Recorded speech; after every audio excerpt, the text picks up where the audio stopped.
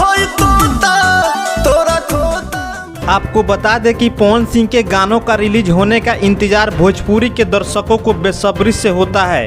ऐसे में पवन सिंह के गाने रिलीज होने के बाद यूट्यूब पर आग की तरह फैलती है। इन गानों का व्यूज देखकर आपको समझ आ जाएगा कि दर्शकों में पवन सिंह को लेकर कितनी दीवानगी है। भोजपुरी सिनेमा के दबंग कहलाने वाले इस अभिनेता और सिंगर के इस एक महीने के भीतर रिलीज हुए कुल 4 गानों के लेकर हम आपके सामने आए हैं, जिसके व्यूज देखकर आप अंदाजा लगा सकते हैं कि पवन सिंह को भोजपुरी के दर्शक कितना पसंद करते हैं। पवन सिंह का हाल ही में रिलीज हुआ एक गाना घाव दे देवे को भी दर्शकों को खूब प्यार मिला है।